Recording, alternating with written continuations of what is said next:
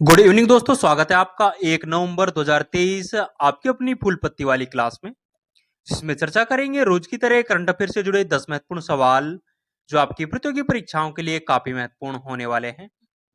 दोस्तों, यदि आपने हमारे पिछले करंट अफेयर के वीडियोज नहीं देखे हैं तो वो भी आप जरूर से देखें, जिसका लिंक इस वीडियो के नीचे कमेंट सेक्शन में मिल जाएगा। वीडियो के लास्ट में जो कल के 10 क्वेश्चन है हम उनका रिवीजन करने वाले हैं, इसलिए आप वीडियो को लास्ट तक जरूर देखें। वीडियो काफी इंपॉर्टेंट होने वाला है।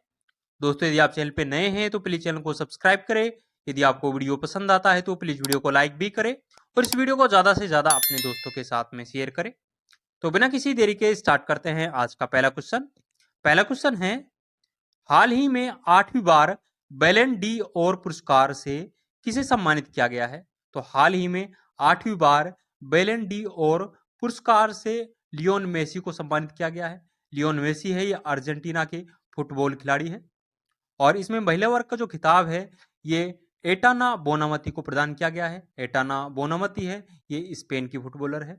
यदि बैलन डी और पुरस्कार के बारे में बात करें तो ये फुटबॉल का अवार्ड है और इसकी शुरुआत 1956 में इसकी शुरुआत हुई थी और पहली बार इसे स्टैनली मैथ्यूज को प्रदान किया गया था। स्टैनली मैथ्यूज है, ये यूके के फुटबॉलर थे और हाल ही में सर्वश्रेष्ठ पुरुष अंडर 21 खिलाड़ी का जो खिताब है ये जूड बेलिंगहैम को प्रदान किया गया है, जो कि रियल मैड्रिड क्लब जो कि इंग्लैंड का है, तो यहाँ के खिलाड़ी है। सर्वश्रेष्ठ पुरुष गोलकीपर का जो अवार्ड है ये एमिलियानो मार्टिनेज को प्रदान किया गया है, ये अर्जेंटीना का है। क्लब ऑफ द ईयर का जो खिताब है ये मैनचेस्टर सिटी और एफसी बार्सिलोना फेमिनी को प्रदान किया गया है, तो ये भी आपको ध्यान रखना है। कुछ ललंटो बातें और ध्यान रखेंगे। डुरंट कप, संतोष ट्रॉफी, रोवर्स कप का संबंध है ये फुटबॉल से है। फीफा विश्व कप 2022 के बारे में बात करें तो इसका आयोजन कतर दोहा के अंदर इसका आयोजन होता है। इसमें विजेता के बारे में बात करें तो अर्जेंटीना है जो इसका विजेता है और इसका उपविजेता है जो इसमें फ्रांस है। यदि गोल्डन बूट का अवार्ड के बारे में बात करें तो किलियन मेबापे है, इसे गोल्डन बूट का अवार्ड प्रदान किया गया था और गोल्डन बॉल का अवार्ड है ये लियोनेल मेसी को प्रदान किया गया था। फीफा महिला विश्व कप 2023 है, इसका आयोजन ऑस्ट्रेलिया और न्यूजीलैंड के अंदर इसका आयोजन होता है और इसकी विजेता टीम के बारे में बात करें तो स्पेन है जो इसका विजेता था और उपविजेता है जो इसमें इंग्लैंड रहा था। इंटरकॉन्टिनेंटल कप है, ये भी फुटबॉल से संबंधित है और इसका विजेता है जो भारत रहा है और उपविजेता है जो इसका लेबनान रहा है, तो ये आपको ध्यान रखना है। दोस्तों, आगे बढ़ने से पहले मैं आपको बता दूं इन सभी 10 क्वेश्चन की जो पीडीएफ है वो हमारे टेलीग्राम चैनल जिन स्टॉक पर मिल जाएगी, जिसका लिंक इस वीडियो के नीचे कमेंट सेक्शन में दिया हुआ है। यहां जाकर आप ये पीडीएफ डाउनलोड कर सकते हो। दोस्तों, यदि आपको वीडियो पसंद आ रहा है तो प्लीज वीडियो को लाइक करें और यदि आपने अभी तक हमारे चैनल को सब्सक्राइब नहीं किया है तो प्लीज चैनल को सब्सक्राइब भी करें और इस वीडियो को ज्यादा से ज्यादा अपने दोस्तों के साथ में शेयर करें। आगे बढ़ते हैं। नेक्स्ट क्वेश्चन है, हाल ही में दिवंगत हुए जलवायु वैज्ञानिक और नोबेल पुरस्कार विजेता सलीमुल हक का संबंध किससे है? तो हाल ही में सलीमुल हक है, इनका निधन हो गया है। ये जलवायु वैज्ञानिक और नोबेल पुरस्कार विजेता थे। इनका संबंध है जो बांग्लादेश से है। साल 2007 में इसे शांति का नोबेल पुरस्कार प्रदान किया गया था और इसे जलवायु क्रांतिकारी के नाम से जाना जाता है, तो ये भी आपको ध्यान रखना है। यदि बांग्लादेश के बारे में बात करें तो बांग्लादेश का जो गठन है ये 1971 में होता है। बांग्लादेश की राजधानी है ये ढाका है और जो मुद्रा है ये टका है। बांग्लादेश की वर्तमान में जो प्रधानमंत्री है ये शेख हसीना है और बंगबंधु के नाम से शेख मुजीबुर रहमान को जाना जाता है। और युद्धाभ्यास के बारे में बात करें तो भारत और बांग्लादेश के मध्य में जो युद्धाभ्यास का आयोजन होता है उसे बोंगो सागर और संप्रीति के नाम से जाना जाता है, तो ये भी आपको ध्यान रखना है। कुछ ललंटो बातें और ध्यान रखेंगे। एम एस स्वामीनाथन, इनका हाल ही में निधन हो गया है। भारत में हरित क्रांति का जनक है ये एम एस स्वामीनाथन को जाना जाता है। और यदि विश्व में हरित क्रांति के जनक के बारे में बात करें तो नॉर्मन बोरलॉग है, इसे विश्व में हरित क्रांति के जनक के रूप में जाना जाता है और हरित क्रांति जो शब्द है ये विलियम गॉड के द्वारा दिया गया था। 3 बार नोबेल पुरस्कार प्राप्त करने वाली जो संस्था है ये रेड क्रॉस है और रेड क्रॉस के संस्थापक के बारे में बात करें तो हेनरी ड्यूनेंट है, ये रेड क्रॉस के संस्थापक है। शांति का नोबेल पुरस्कार 2023 का है, ये नरगिसी मोहम्मदी को प्रदान किया जाएगा, ये ईरान की है। बालकृष्ण दोषी है, इनका हाल ही में निधन हो गया है और ये वास्तुकार है। ये काल नहीं है, ये कार है, तो ये वास्तुकार है। नेक्स्ट क्वेश्चन है, हाल ही में रूसी कंपनी रोसाटोम ने विश्व की सबसे ऊंची परमाणु सुविधा कहां स्थापित की है? तो हाल ही में रूसी कंपनी रोसाटोम के द्वारा विश्व की सबसे ऊंची परमाणु सुविधा है ये बोलीविया में स्थापित की गई है। बोलीविया में जो अल्टो नामक स्थान है, यहाँ पर इसे स्थापित किया गया है। समुद्र तल से 4000 मीटर इसे स्थापित किया गया है, ऊपर स्थापित किया गया है। यदि बोलीविया के बारे में बात करें तो बोलीविया की जो राजधानी है ये लापाज है, और बोलीविया की जो राजधानी लापाज है ये विश्व की सबसे ऊंचाई पर स्थित राजधानी है। और बोलीविया में धातु के बारे में बात करें तो टिन जो धातु है ये बोलीविया में पाई जाती है। टिटिकामा झील है ये पेरू और बोलीविया की सीमा पर है। टिटिकामा झील है इसे हनीमून लेक के नाम से भी जाना जाता है, और विश्व की सबसे ऊंची जो नौकायन झील है ये टिटिकामा झील है। तो नौगम्य झील है जो टिटिकामा झील है, तो ये भी आपको ध्यान रखना है। और स्थिल अवरुद्ध देश के बारे में बात करें जो नॉर्थ अमेरिका है, इसमें 2 देश है जो स्थिल अवरुद्ध है, जिसमें बोलीविया और पराग्वे देश है, ये 2 स्थल अवरुद्ध देश है। तो ये भी आपको ध्यान रखना है। कुछ ललंटो बातें और ध्यान रखेंगे। केगा परमाणु संयंत्र है ये कर्नाटका में है, और परमाणु संयंत्र तारापुर है ये महाराष्ट्र में है। काकरापार गुजरात में है। नरोरा उत्तर प्रदेश में है। कुंडनकुलम और कल्पक्कम है ये तमिलनाडु में है। ये दोनों ही रूस के सहयोग से स्थापित किए गए थे, तो ये भी आपको ध्यान रखना है।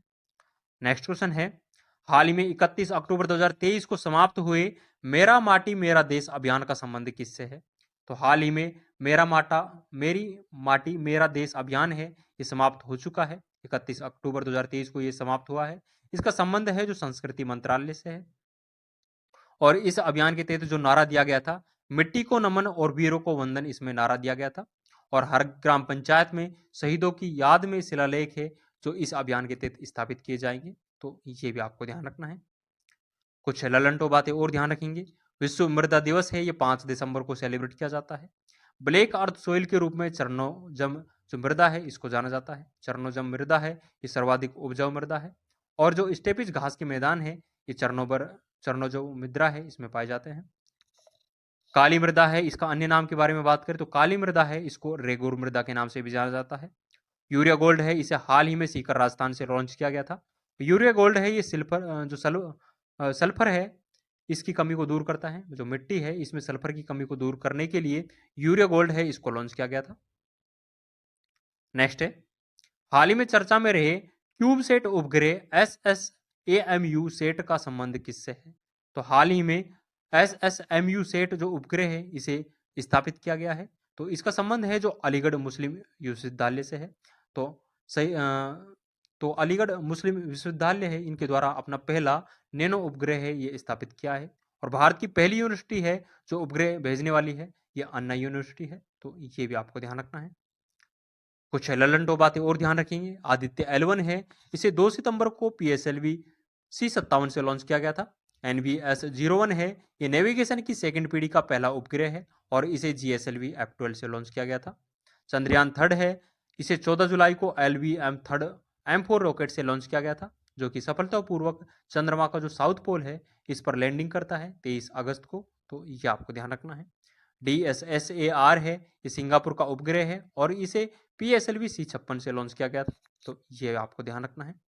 नेक्स्ट है, हाल ही में ब्रिटिश एंड्योरेंस चैंपियनशिप में भाग लेने वाली पहली भारतीय महिला का रेसर हुमेरा मुश्ताक का संबंध किससे है? तो हाल ही में भारत की जो पहली महिला रेसर हुमेरा मुश्ताक है, इनका संबंध है जो जम्मू कश्मीर से है, और इंटरनेशनल ड्राइविंग का लाइसेंस लेने वाली भी ये पहली भारतीय है, तो ये भी आपको ध्यान रखना है। कुछ ललंटो बातें और ध्यान रखेंगे। पहली मोटो जीपी 2023 है, जो भारत की जो पहली मोटो जीपी 2023 है, ये उत्तर प्रदेश का जो बुद्ध इंटरनेशनल सर्किट है इसमें इसका आयोजन होता है। और इस मोटो जीपी का जो विजेता है ये मार्को बेचाजी है, ये इटली के खिलाड़ी है। क्रिस्टिना कोच है, ये चांद पर जाने वाली पहली महिला एस्ट्रोनॉट होगी जो कि आर्टेमिस मिशन के तहत जाएगी। शिवा चौहान है, ये सियाचिन में तैनात पहली महिला अधिकारी है। सुषमा पटेल के बारे में बात करें तो भारतीय नेत्रहीन महिला क्रिकेट टीम की एक कप्तान है, तो ये आपको ध्यान रखना है। नेक्स्ट क्वेश्चन है, हाल ही में हाइड्रोजन उत्पादन करने वाला बैक्टीरिया की खोज कहाँ हुई है? तो हाल ही में हाइड्रोजन उत्पादन करने वाले बैक्टीरिया की खोज है ये महाराष्ट्र के रत्नागिरी में हुई है। इस बैक्टीरिया की खोज है जो गर्म झरने में की गई है, और यदि इस बैक्टीरिया के नाम के बारे में बात करें तो स्पोराना एरोविना हाइड्रोजनी फार्मेंस इसका नाम है, तो ये नाम आपको ध्यान रखना है। कुछ ललंटो बातें और ध्यान रखेंगे। बैक्टीरिया से होने वाले रोग के बारे में बात करें तो इसकी ट्रिक है, आप ध्यान रखेंगे, पंडित का टिक न्यू है बैक्टीरिया, तो बैक्टीरिया से बैक्टीरिया बन जाएगा। तो पंडित में पे से बनेगा प्लेग, जिसे काली मौत के नाम से जानते हैं। डी से डिप्थीरिया और के से टे है, इससे टे से टीबी बन जाएगा। का से काली खांसी और टी से टेटनिस, के से कुष्ठ रोग जिसे लेप्रोसी के नाम से जानते हैं, और न्यू से न्यूमोनिया और है से हैजिया बन जाएगा। तो ये सारे बैक्टीरिया से होने वाले रोग हैं, तो ये आपको ध्यान रखना है। यदि महाराष्ट्र के बारे में बात करें तो महाराष्ट्र है, इसका राज्य के रूप में गठन 1960 को होता है। राजधानी मुंबई में है और महाराष्ट्र है जो जनसंख्या में सेकंड स्थान रखता है, पहला स्थान उत्तर प्रदेश का है। और क्षेत्रफल में महाराष्ट्र है ये तीसरा स्थान रखता है। महाराष्ट्र के वर्तमान में जो मुख्यमंत्री है ये एकनाथ शिंदे है। और राज्यपाल के बारे में बात करें तो रमेश बैस है जो महाराष्ट्र के राज्यपाल है। और लातूर कोयना झील है ये महाराष्ट्र में स्थित है, तो ये भी आपको ध्यान रखना है। नेक्स्ट क्वेश्चन है, हाल ही में मेरा हाउ चोंगबा उत्सव कहाँ आयोजित हुआ है? तो हाल ही में मेरा हाउ चोंगबा उत्सव है ये मणिपुर में आयोजित हुआ है। मणिपुर के जो मुख्यमंत्री है ये बीरेन्द्र सिंह है। और ये जो उत्सव आयोजित किया गया है इसका प्रमुख उद्देश्य है जो सभी समुदायों को एक साथ लाना, इसका प्रमुख उद्देश्य है। कुछ ललन बातें और ध्यान रखेंगे। मणिपुर के बारे में बात करें तो मणिपुर की राजधानी इम्फाल है और राज्य के रूप में इसकी स्थापना 21 जनवरी 1972 को होती है। 76 नहीं, ये 72 है, 72 को होती है। और जिले के बारे में बात करें तो 16 जिले है जो मणिपुर में है और विधानसभा की 60 सीट है। और राज्य पुष्प के बारे में बात करें तो मणिपुर का जो राज्य पुष्प है ये सिरोही लिली है। और राज्य पशु है जो संगाई है, जिसे डांसिंग डियर के नाम से जानते हैं। और काबुल लामजाओ जो नेशनल पार्क है ये मणिपुर में है, तो ये भी आपको ध्यान रखना है। नेक्स्ट क्वेश्चन है, हाल ही में चर्चा में रहे सिंगूर संयंत्र विवाद का संबंध किससे है? तो हाल ही में सिंगूर संयंत्र विवाद है चर्चा में रहा है, इसका संबंध है जो पश्चिम बंगाल से है। ये विवाद है ये साल 2008 से ये विवाद चला आ रहा है।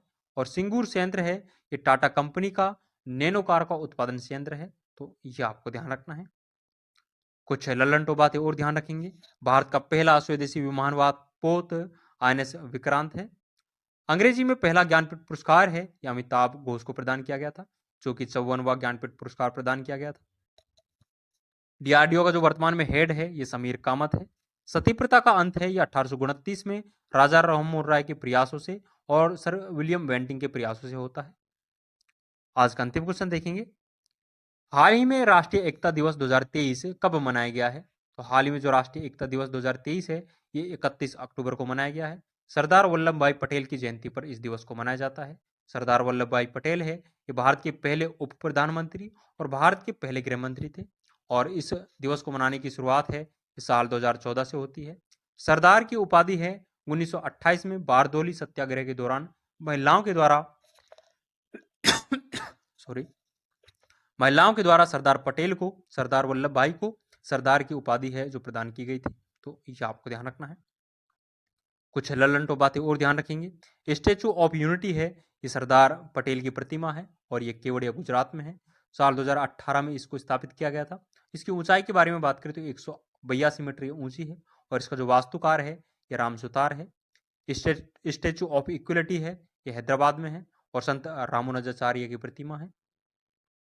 और भारत के बाहर यदि स्टेचू ऑफ इक्वलिटी के बारे में बात करें तो USA में है और वो डॉक्टर भीमराव अंबेडकर की प्रतिमा है। स्टेचू ऑफ प्रॉस्पेरिटी है ये कांपगोड़ा बेंगलुरु में है, 108 फीट की है।